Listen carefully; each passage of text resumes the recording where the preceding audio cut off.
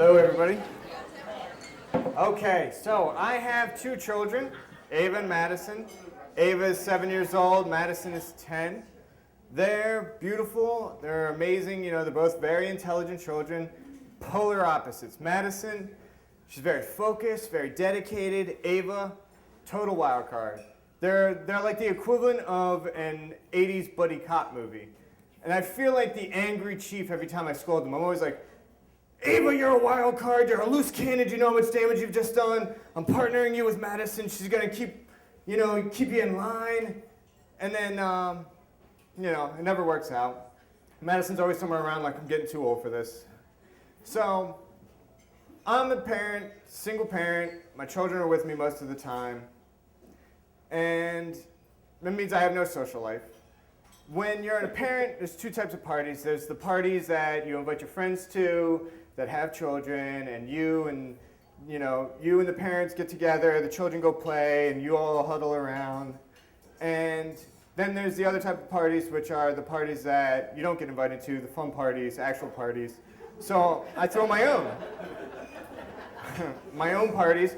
I have a big backyard, so I'll invite my friends over. They don't have kids. I'll invite my friends over. My kids will go play in the backyard. And my friends, this party, they came over, we're grilling, we're listening to music, we get drinks. One of my friends brings a pitcher or something. He warns me it's got alcohol in it.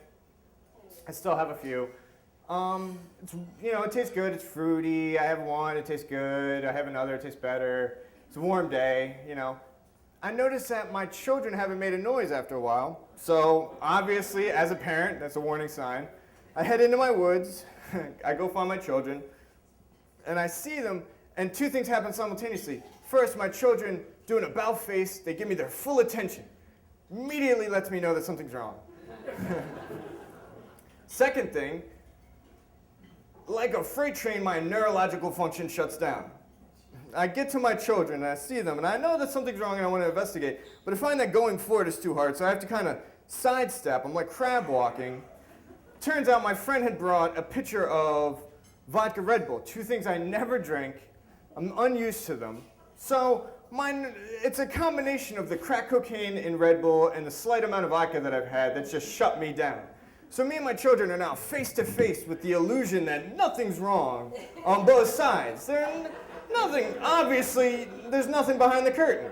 So, and as a parent, so I get there and I want to investigate and I want to ask them questions, but I find that the first thing I notice is that besides crab walking, I have lost my voice as a parent.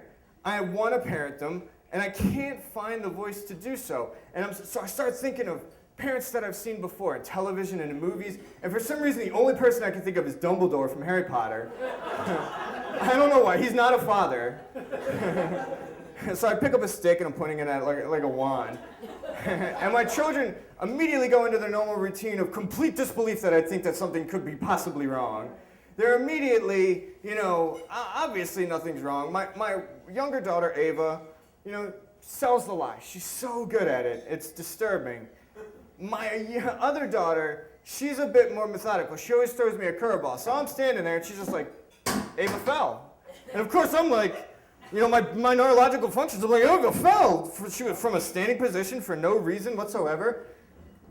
So they've tricked me a little bit. And, as soon as the child tricks you, they think they're off the hook. They start to flee.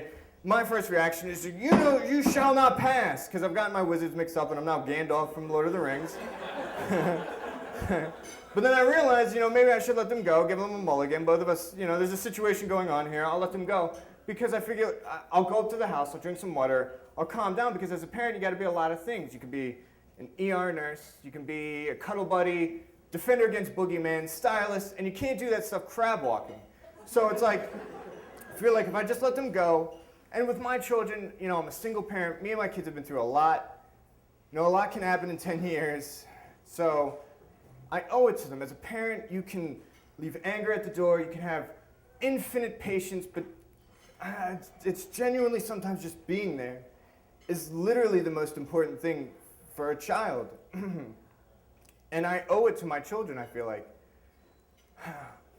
By the way, the next day, Ava came up and confessed that her and her sister had been in the woods watching each other poop. And that's